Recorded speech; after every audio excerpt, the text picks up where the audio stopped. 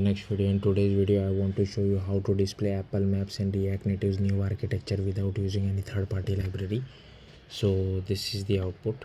So as you can see, the red annotation which you see at the center is where my location is. So yeah, let's get started. Now as this is Apple Maps, this will be only for iOS, it won't work for Android. So yeah, first of all you will have to enable the new architecture. So to do that, just create a React Native project, cd to your iOS directory, and then run this command, this one.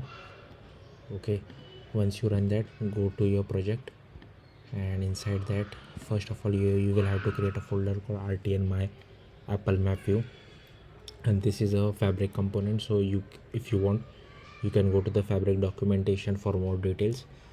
After that, you will have to create first of all this podspec file. Again, make sure you name it properly, and the code is just copied from the documentation. The only thing which I have changed is this name over here. Next, you will have to create a package.json file. Again, this has been copied from docs. Only thing that has been changed is this name over here, this name over here, this name over here. That's it.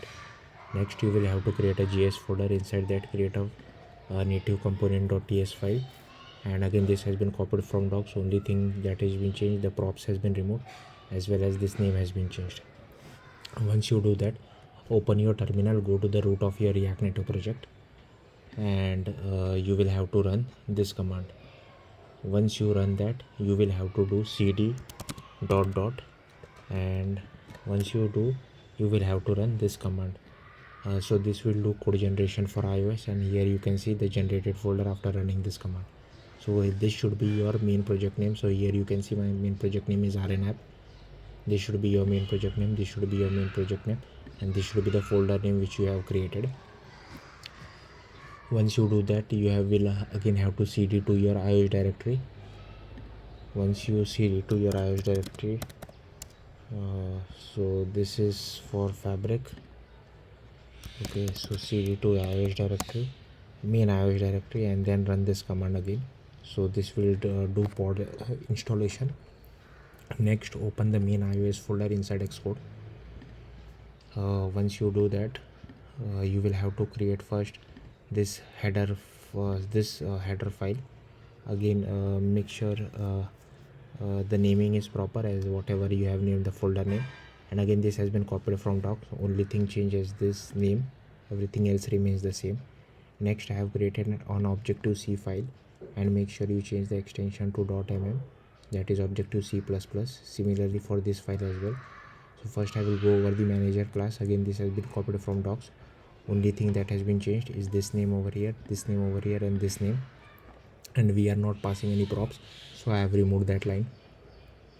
Next, I have created this Objective-C file. First we are importing our header, and now again most of it is copied from docs. Again, only these imports have been updated with our name, and this is important because we are writing the main code inside iOS, so you will have to add this extra import. Next, this name has been updated. Here I am taking a UI view, and this my Apple Map view is a Swift file which I have created, which we will look after this file. Next, this has been copied from docs. Only this name has been changed.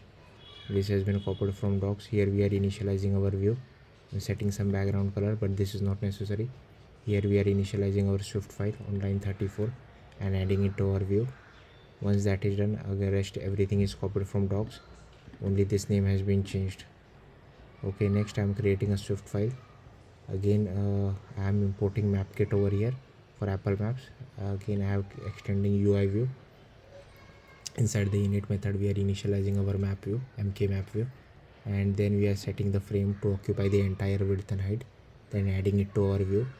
Then here you can see, for now I have just hard coded the latitude and longitude, but if you want to find the user location, I already have a video on my channel, so you can integrate that video, that tutorial with this tutorial and get the exact location of the user. But for now, just to keep things simple, I have hard coded the latitude and longitude. Also, I have video about Google Map on my channel with new architecture, so if you are curious for that, for Android and for iOS Google Maps, then you can check that video as well. but this is for Apple Maps. So I have hard coded the latitude and longitude. Then I have made a region and assigned it to our map view. Then I have created annotation, then added a title as well as subtitle, and then that annotation is added to our map view. And this is the required bit of code which we have to write. So yeah, that's it. Next, inside app.tsx, all you have to do is import your component, and here I'm using it, assigning entire width and height. So yeah, that's it. Thank you for watching. Bye.